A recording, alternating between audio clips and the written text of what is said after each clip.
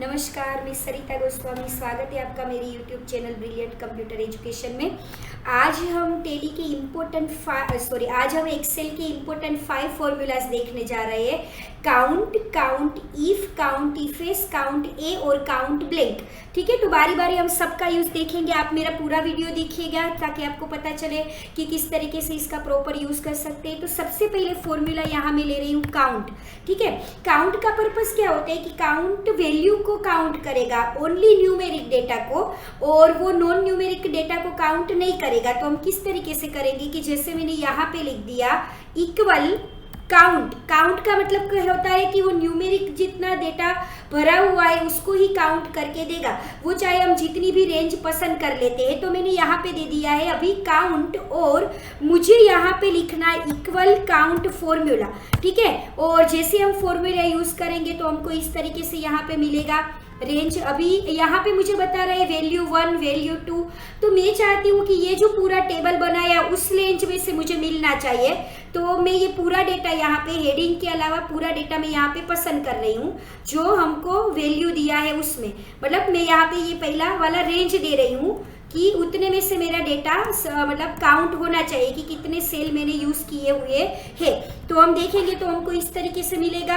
अभी हमने फिलहाल ये वाला नंबर वाला कॉलम नहीं लिया हुआ है, और जैसे ही मैं ब्रैकेट को कंप्लीट करती हूँ यहाँ मुझे बता देगा कि मैंने 160 सेल को काउंट किया हुआ है, जो हमारे पास इतने टोटल डेटा है उसमें से। और अगर मैं पूरा डेटा ले लेती हूँ यहाँ पे हेडिंग के साथ, मैंने यहाँ पे ले लिया काउंट, और ये जो मेरे सेल लिखे हुए हैं सारे, तो पूरे डेटा को मैं यहाँ पे सिलेक्ट कर लेती हूँ। जितना भी हमने लिखा हुआ है वो सारा डेटा, रोल नंबर, सारे कॉलम, और जैसे हम एंटर करते हैं टोटल जो सेल है उसका यूज हमने किया हुआ है इतना, बट उसमें से उसने क्या किया है कि सिर्फ और सिर्फ न्यूमेरिक डेटा के को ही यूज किया। मतलब ये जो रोल नंबर हमने यहाँ पे 1 to से लेके 20 दिए हुए हैं, और हमारे पास टोटल हमने यहाँ पे किया हुआ है रो नंबर 21 तक। मतलब अब पहला हेडिंग है तो 20 है, और उसके बाद ये भी 20 सेल, ये भी 20 सेल। तो सबको मिला के हम यहाँ पे अगर काउंट कर दे तो 20, 40 फिर 60, इस तरीके से हमको यहाँ पे कितना मिल रहा है 180। बट अब ये सिर्फ मुझे न्यूमेरिक को ही करके देगा। ठीक है, अभी यहाँ पे मैं और एक फॉर्मूला लगाऊंगी काउंट ए। काउंट ए का मतलब क्या होता है कि वो मुझे न्यूमेरिक और नॉन न्यूमेरिक, मतलब जितना भी हमने लिखा हुआ है, हम ऐसा बोल सकते हैं कि जो ब्लैंक नहीं है उतने सेल को काउंट करके देगा। अगर हम यहाँ पे ऐसा कर देते हैं कि कुछ के मार्क्स नहीं देते, किसी स्टूडेंट्स ने एग्जाम नहीं दिए, क्योंकि ये डेटा हमने मार्कशीट के लिए यहाँ पे लिया हुआ है, हम देख सकते हैं कि जैसे हम न्यूमेरिक वैल्यू यहाँ से हटा रहे हैं तो ये हमको दे रहा है, बट अगर हम अल्फाबेट हटा रहे हैं तो ये 177 में हम ला रहे हैं या तो बढ़ा रहे हैं तो हमको कोई चेंज करके नहीं देगा, क्योंकि ये सिर्फ न्यूमेरिक पे काम करेगा। और अगर यहाँ पे मैंने नाम नहीं दिया हुआ है किसी भी उसका तो वो मुझे चेंज करके नहीं देगा। अभी हम यहाँ पे क्या करेंगे कि काउंट है वो न्यूमेरिक को करेगा, और काउंट ए मतलब जितने भी हमारे भरे हुए डेटा है, मतलब नॉन ब्लैंक डेटा, वो हमको काउंट करके देगा, वो चाहे न्यूमेरिक हो या तो वो चाहे अल्फाबेट्स हो। ठीक है, तो अभी हम यहाँ पे करते हैं इक्वल, और यहाँ पे मैं लगाऊंगी काउंट ए, और काउंट ए करने के बाद फिर से मैं ये पूरा रेंज ले लेती हूँ यहाँ पे। तो ये पूरा रेंज लेने के बाद इसने मुझे क्या करके दिया काउंट ए फॉर्मूला ने, कि कितने यहाँ पे मेरे पास भरे हुए सेल है जिसके अंदर हमने डेटा लिखा हुआ है। देखो अभी यहाँ पे हमने कुछ सेल खाली छोड़े हैं, मैंने टोटल ये 3 सेल को खाली छोड़ा हुआ है।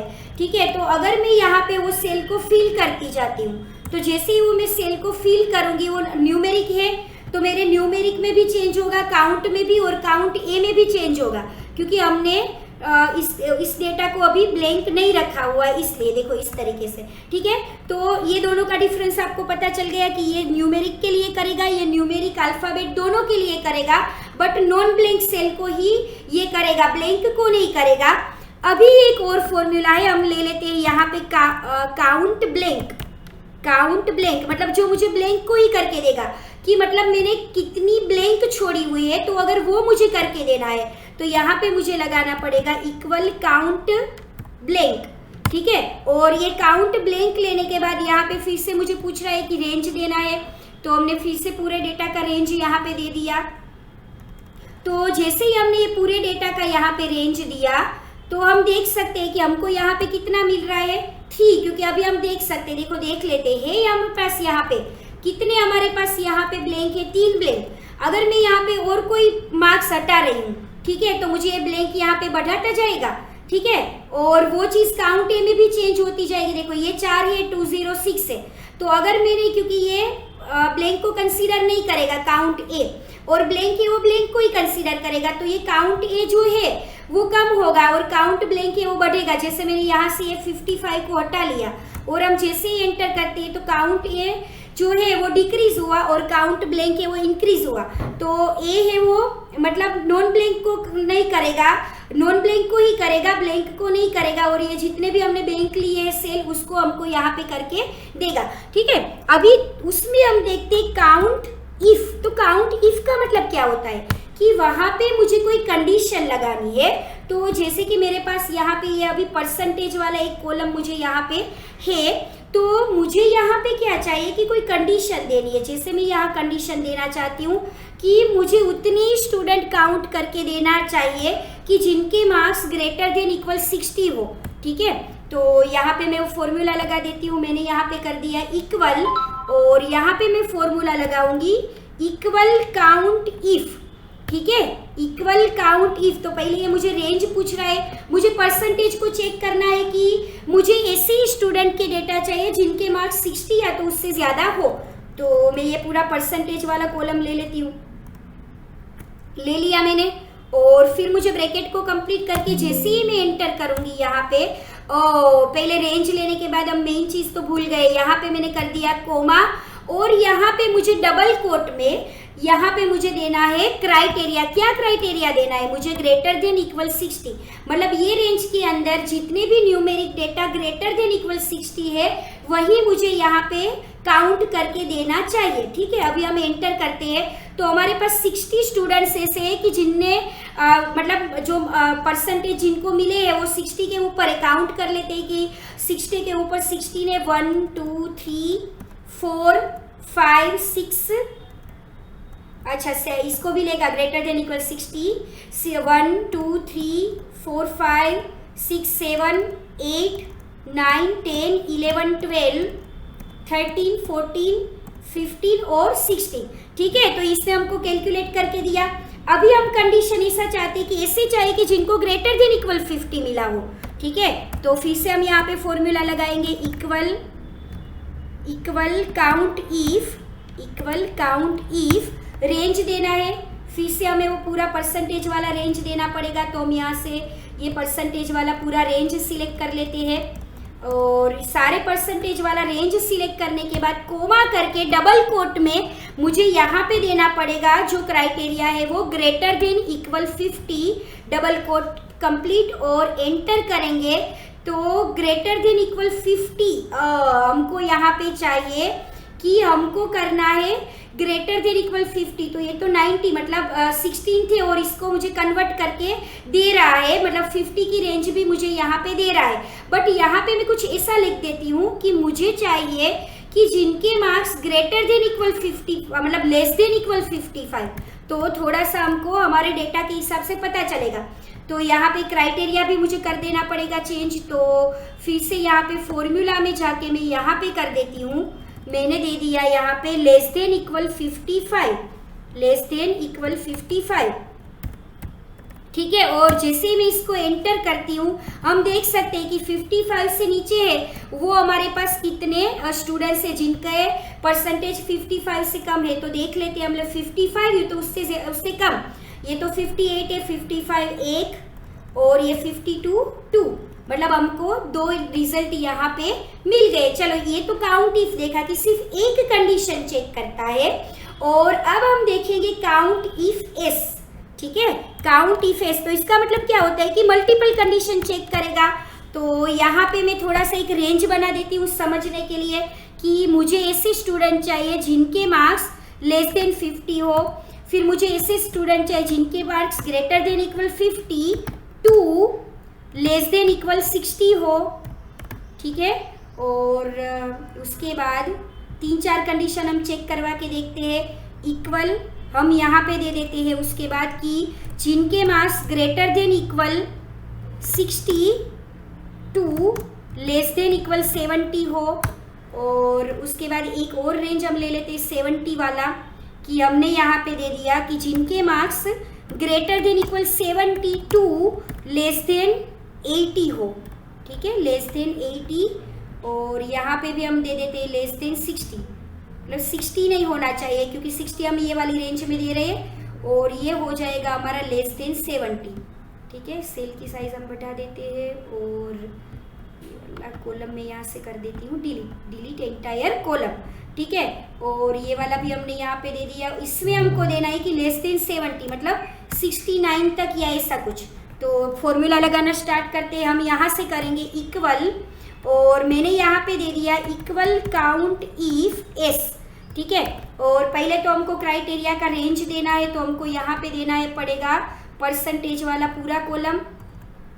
यहाँ से स्टार्ट करते हैं, तो हम यहाँ पे दे देते हैं पूरा वो वाला कॉलम। यहाँ पे कर्सर रख के मैं लास्ट तक उसको लेके जा रही हूँ अभी, और उतना ले जाने के बाद यहाँ पे कोमा करके डबल इन्वर्टेड में कंडीशन दे देती हूँ लेस देन 50, ठीक है, और ब्रैकेट कंप्लीट। तो एक ही क्राइटेरिया के लिए करना पड़ा क्योंकि लेस देन 50 ये चीज़ तो हम काउंट इफ से भी कर सकते हैं, पर देख लेते हैं कि हमारे परसेंटेज वाले कॉलम में लेस देन 50 वाले कितने हैं। तो ऑब्वियसली हमारे पास एक ही है, ये रहा 46, ठीक है। अभी हमको यहाँ पे मल्टीपल कंडीशन चेक करानी है कि ग्रेटर देन इक्वल 50 तो होना चाहिए पर लेस देन 60 होना चाहिए। तो यहाँ पे फिर से मैं कंडीशन लगा देती हूँ। मैंने यहाँ पे कर दिया काउंट इफ एस, और उसके बाद मुझे क्राइटेरिया पसंद करना है परसेंटेज वाला कॉलम।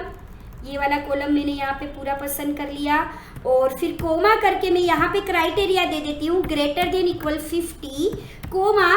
अभी मुझे दूसरा रेंज सिलेक्ट कर, मतलब मुझे अभी दूसरा क्राइटेरिया देना है, तो फिर से मुझे उसी कॉलम को सिलेक्ट करना पड़ेगा। तो मैं जाऊँगी J2 से लेके J21 तक फिर से मैंने यहाँ पे सिलेक्ट किया, और कोमा करके मैंने यहाँ पे दे दिया लेस देन 60, ठीक है, और ब्रैकेट कंप्लीट करेंगे और एंटर करेंगे। तो देखिए इसमें मेरे पास 3 स्टूडेंट है जिनके मार्क्स 60 से कम और 50 से ज़्यादा है। हमारे डेटा की ओर नज़र डाल लेते हैं। हाँ, 58 जो 50 से 60 की रेंज में है, 55 और तीसरा है 52, ठीक है। एक और बार काउंट इफ एस देख लेते हैं। इक्वल काउंट इफ एस, और फिर से हमको क्राइटेरिया लेना पड़ेगा, तो वो हम यहाँ से ले लेते हैं J2 से लेके मुझे जाना है J21 तक, और कोमा करके हम यहाँ पे दे देते हैं ग्रेटर देन इक्वल 60, और फिर कोमा करके दूसरा क्राइटेरिया हम दे देते हैं यहाँ पे। ये वाला रेंज मैंने ले लिया, और रेंज हमने शायद सही से नहीं लिया है, तो मैं यहाँ पे दे देती हूँ J2 से लेके J21, ठीक है, और कोमा करके यहाँ पे मुझे दूसरा कंडीशन देना पड़ेगा लेस देन 70, ठीक है, एंटर। तो 60 से 70 के बीच वाले मतलब 60 टू 69 वाले कितने हैं मेरे पास, तो मुझे दिखा रहे 11, 1 2 3 4 67 5 6 7 8 9 10 और 11, ठीक है। तो इस तरीके से तो पहले एक बार हम समझ लेते हैं सारी चीज़ों को। काउंट जो है वो सिर्फ जितने भी न्यूमेरिक है उसको काउंट करेगा। काउंट ए है वो नॉन ब्लैंक मतलब जो खाली नहीं है वो सेल को करेगा, बट वो न्यूमेरिक और अल्फा बेट दोनों को करेगा, मतलब अल्फा न्यूमेरिक को करेगा। काउंट ब्लैंक मतलब जितने भी खाली सेल छोड़े, ब्लैंक सेल छोड़े, उसको करेगा। काउंट इफ है वो जो मुझे सिंगल कंडीशन चेक करने देगा, और काउंट इफ एस मुझे मल्टीपल कंडीशन चेक करने देगा। तो इम्पोर्टेंट जो फॉर्मूला है हमारे सारे एक्सेल के, उसका यूज़ अभी हमने फिलहाल देखा। 5 फॉर्मूला अभी हमने डिटेल में देखा। अगर आपको मेरा ये वीडियो पसंद आया है तो आप मेरी चैनल को सब्सक्राइब करना मत भूलें, और लाइक शेयर और कमेंट भी ज़रूर से कीजिए। धन्यवाद।